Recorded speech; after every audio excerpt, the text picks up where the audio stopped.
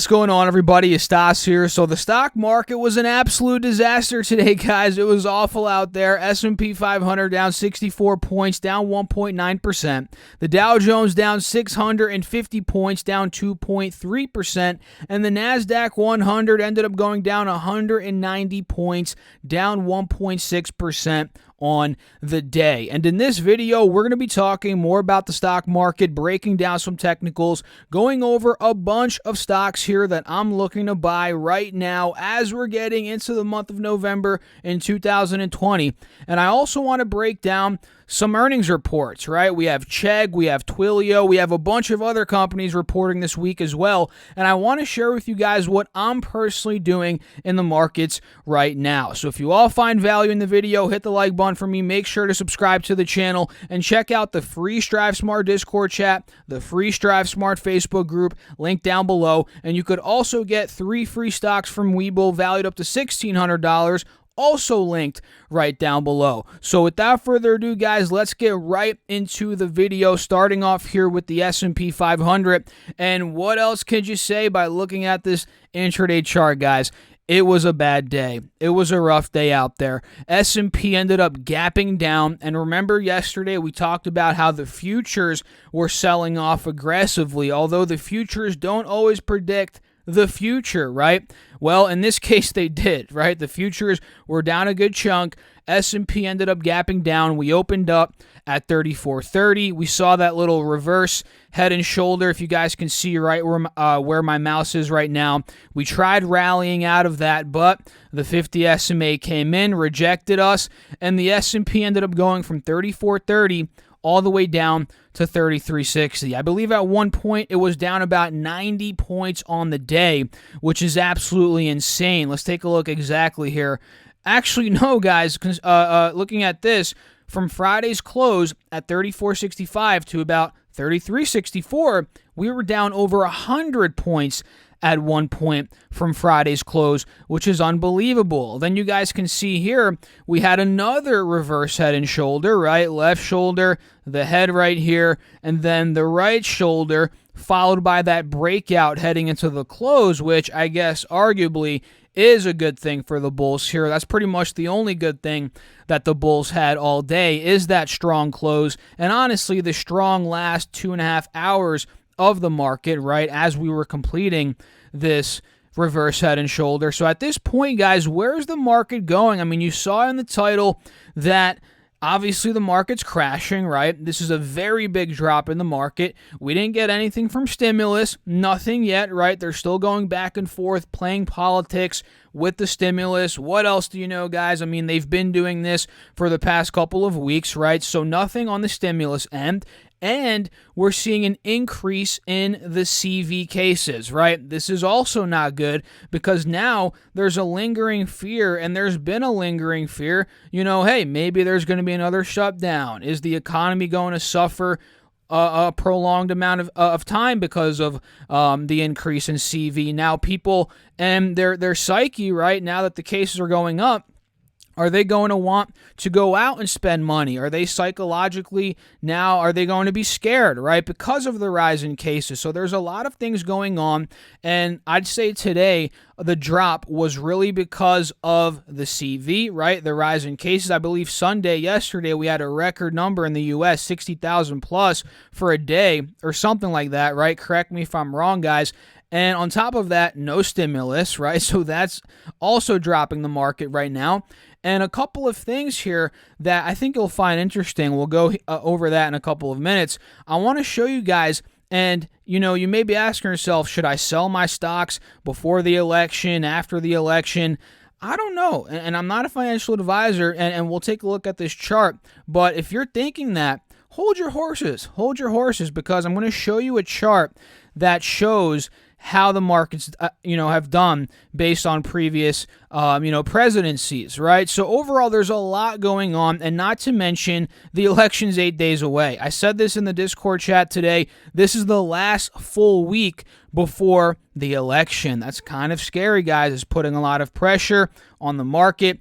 The stimulus check each day that goes by, or the stimulus package each day that goes by before the election, the chances of us, or until the election, the chances of us getting that stimulus package is dwindling, right? At least before the election. So keep that in mind as well. So overall, S&P, the markets are being rattled right now, but we're still holding the uptrend. I mean, take a look. We're holding the 180 SMA here on the 4-hour chart, on the S&P 500, and I guess you can say we're in a triangle, a symmetrical triangle here, I guess you can call it, on the S&P 4-hour chart. So there's still hope that we could break out, but we could also continue to drop down. And I think based on the technicals I'm seeing here, right, if 3,400 flat breaks, which is a big level of support on the S&P, right, I'm thinking we fill the gap to 3330, right? That's the next big level of support I'm seeing based on these past couple of weeks in the market, quite honestly, on the S&P 500. So expect a gap fill down about 70 points, at least in my opinion, if we end up gapping down again tomorrow. You know, if we end up breaking this 3,400 level, I think there's a decent chance we do go lower 3,300s on the S&P 500. And if you guys take a look here on the Dow Jones Industrial Average, let me just clear this drawing set. There's a lot of jazz around this page. It might be confusing, but take a look here. Dow Jones today on the 4-hour chart broke the 180 SMA. That's not too good of a sign, although we are maintaining the overall uptrend here that you guys can see.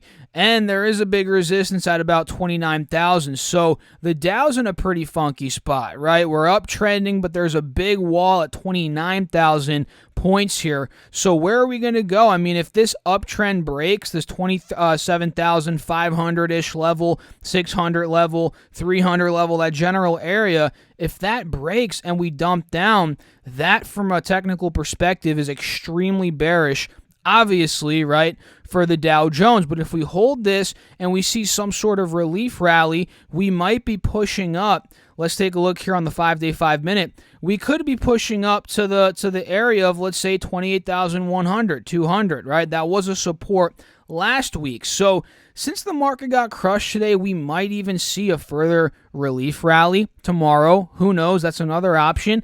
And again, if that happens, 28,200 could be the spot Dow Jones ends up going to. And going back to the S&P, I mean, very similar. You guys are seeing the relief rally. We might continue this reverse head and shoulder relief rally, whatever you want to call it, maybe up to 3430, right? That is a general area of support from last week, and we tried holding it today, this morning, again, like I said earlier in the video, but we ended up collapsing right under it. So if 3430, that's the target. If that ends up breaking, I mean, that could be bullish in the short term for the S&P, but if we get rejected there, we very well could be going down to a lower low on the S&P 500. And when it comes down to the NASDAQ, very similar to the other indexes here, guys, we're kind of in this symmetrical triangle, right? We're making higher lows, lower highs. We're in this very funky spot at about 11,500 points, and we're also on the 180 SMA on the 4-hour chart. So I'm thinking in the short term here,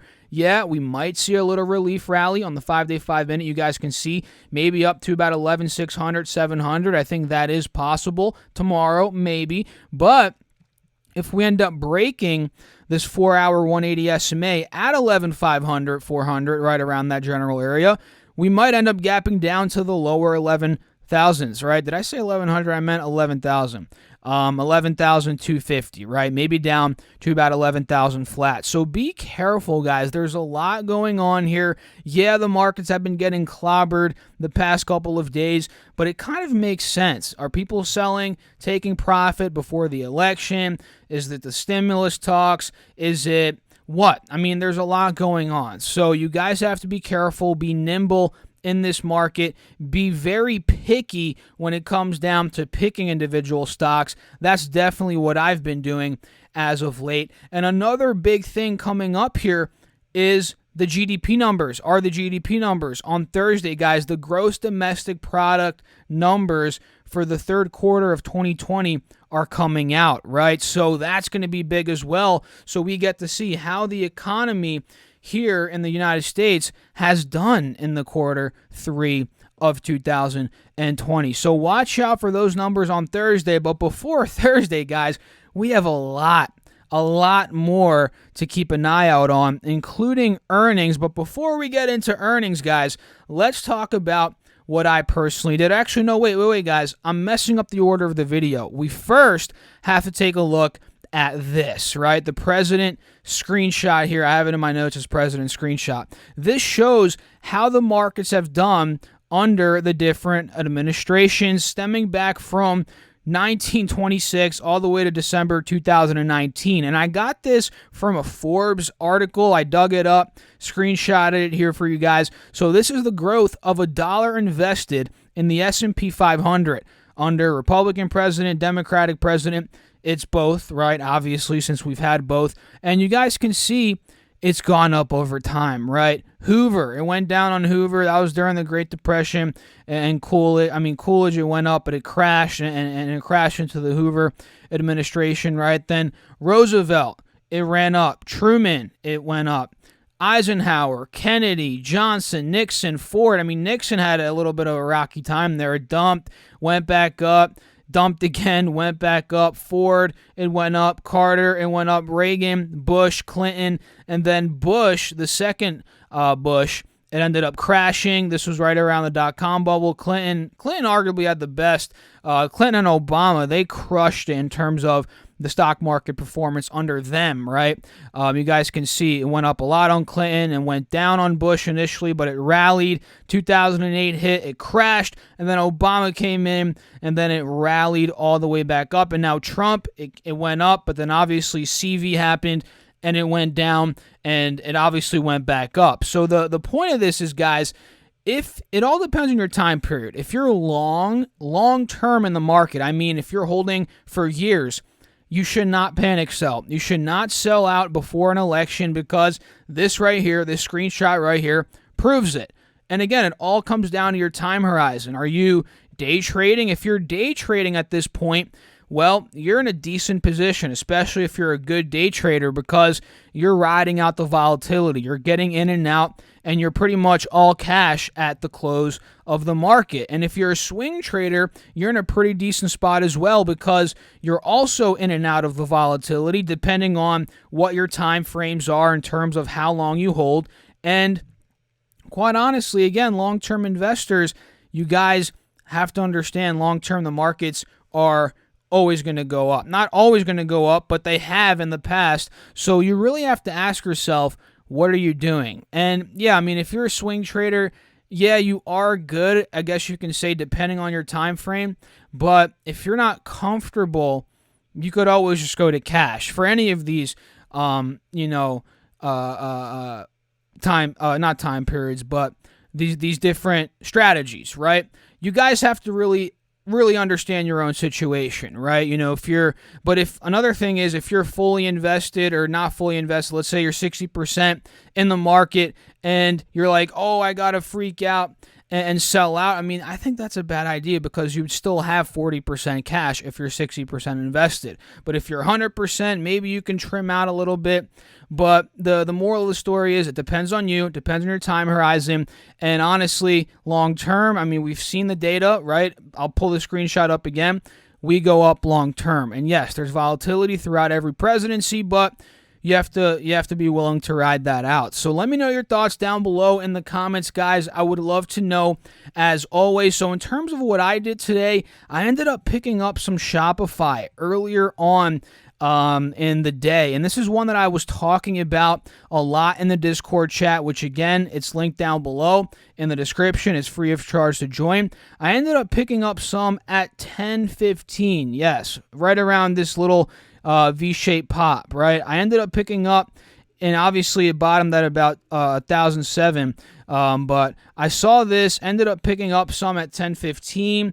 And now it's up to about 10:38, guys. And this is actually one that I'm looking to swing trade. I know you guys might think I'm crazy, because they are reporting earnings in a little bit these next couple of days, and the market is very volatile. Yeah, it is a bit of a risky ordeal here. But in my opinion, I think there's a lot of potential with Shopify up to about 1060, and there is a lot of hype, in my opinion, as well, before earnings. So the goal here is to get out before earnings, preferably tomorrow at some point, maybe the day after, anywhere from 1045 to about 1060. That's my general sell target right now on Shopify. And overall, I mean, you guys can see we're in an ascending triangle pattern here.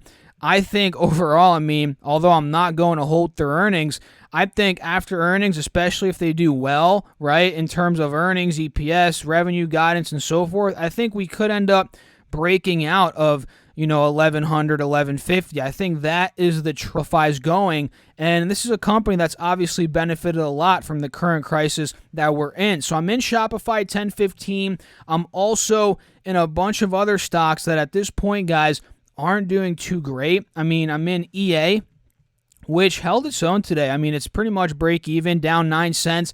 I'm in EA at about $133. I'm also still in mighty old Apple at $115. This is one that is right around my cost basis, and it did pretty decent today considering the market crashed. I mean, Apple was up a penny on the day, which is green, right? So I guess that's good, right, guys? And Workhorse, don't even get me started on Workhorse, guys. I'm still in Workhorse at $24. Yes, I'm down. I'm in the hole. I'm not doing well on Workhorse, but I'm still holding on tight, and I might average down anywhere from $17.60 to $19, maybe $20. It really depends. And I got a question. Stas, are you going to average down on Workhorse? Well, the truth is, guys, they are reporting earnings on the 9th, and I have to wait until after earnings. And like I said, with this swing position, it's a longer-term swing for me, right? I know I don't hold swings through earnings, but that's mostly for my shorter term ones, like Shopify, for example, right?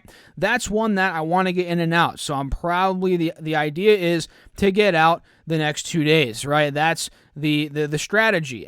But with Apple, I'm going to hold through earnings. And Workhorse, I'm also going to hold through earnings. And that's just the way it goes. I mean, you have to have different, strategies, right? One is a longer-term swing strategy. The other is a shorter-term one where I'm not the biggest fan in the short term of holding through earnings. So that is what I'm doing, guys. I'm in Shopify, EA, Apple, and Workhorse. Let me know down below in the comments, what are you guys doing now? Let's talk about some good old earnings reports. We had Chegg report today, EPS 17 cents versus 10 cents, so they beat there on EPS. Revenue came in at $154 million versus $143.68 million, so a double beat there in terms of Chegg, and the stock's down quite a bit. I mean, today it was down 7 cents at the close, so nothing at all. But after hours, it was down. It's down from 87-ish where it closed down to about $81, guys. So that is a bit worrisome here with Chegg. It's down quite a bit, but it's overall still holding the uptrend, guys, right? 180 SMA is holding here on the 4-hour chart, but there's a big resistance at 88 to about $90. So we're squeezing ourselves into this ascending triangle, and it could ultimately break out above 90 if we end up, holding this uptrend. So watch Chegg here. I'm liking it kind of, guys, but I want to see some support in terms of $80 to hold. And Twilio, we also had a report today, TWLO, EPS of 4 cents versus negative 3 cents estimated. Revenue came in at $448 million versus $409.79 million, so a double beat there when it comes down to Twilio. And am I even pronouncing that right?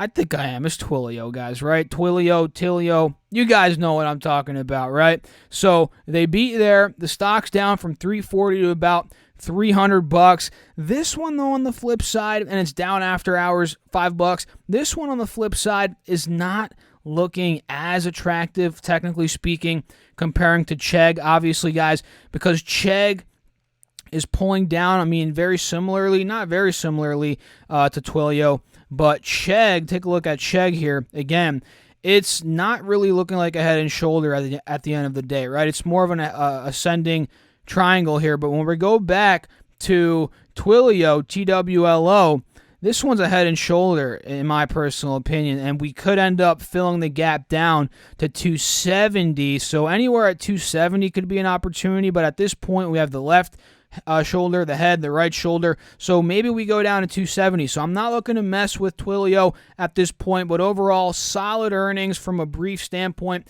or a brief outlook here between Chegg and Twilio. So let me know your thoughts down below. And of course, guys, let me show you this other screenshot here of a bunch of other companies reporting this week. We have 3M, Caterpillar, we have Raytheon tomorrow, we have JetBlue, BP, we have what? AMD, Microsoft tomorrow. Wednesday, we have UPS, Boeing, General Electric, MasterCard, Fastly, Etsy, Pinterest, Visa, eBay.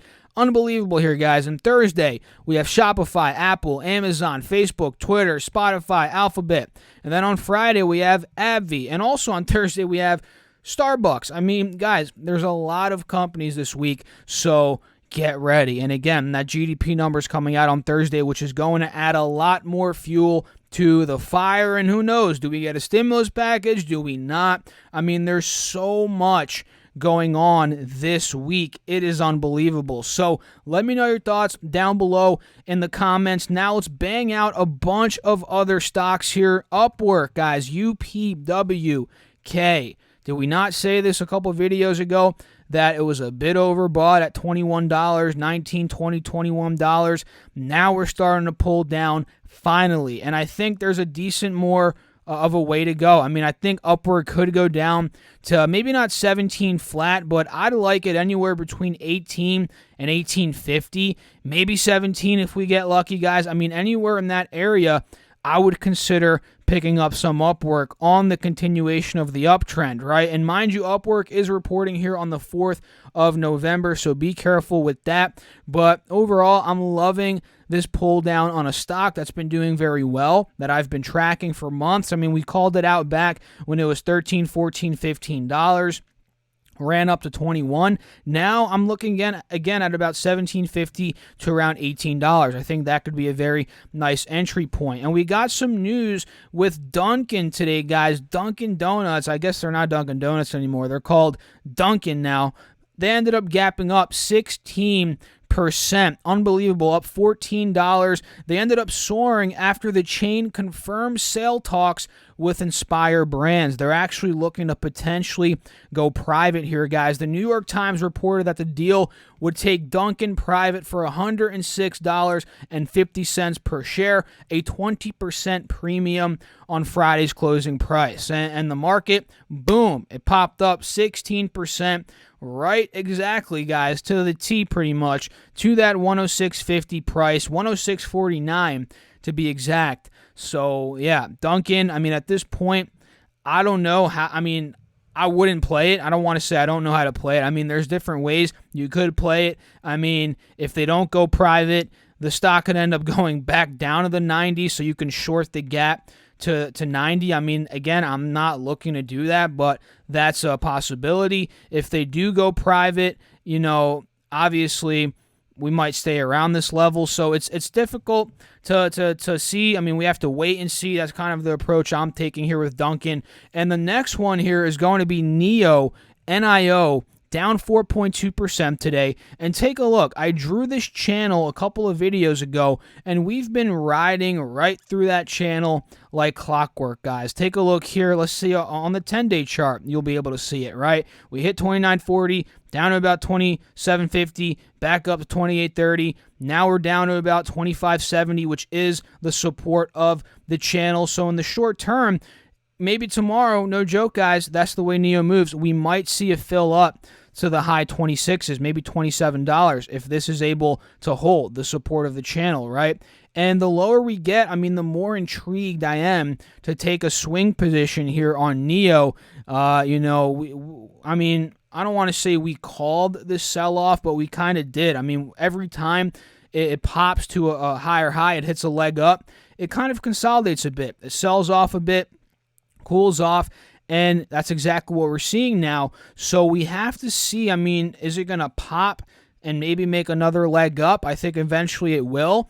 And, I mean, anywhere from $24 to $25 to $26 even, I think that could be a decent entry point. But obviously, the lower it gets, the better. If we somehow got to, $23, $22, that would be a great spot, at least in my opinion, to add some shares. And the next one here is Microsoft, which is reporting tomorrow, guys. Microsoft sold off about 3% today, down about $6.15. Overall, at the close, we ended up holding $210 as a support. So in the short term, if we get that relief rally I talked about earlier in the video, right, we might see a pop up to 215, also depending on those earnings which come after hours. So if we get that relief rally, guys, we might see some run up here in Microsoft in anticipation of earnings. So I wouldn't be surprised if we went up to 215 tomorrow. No joke, guys.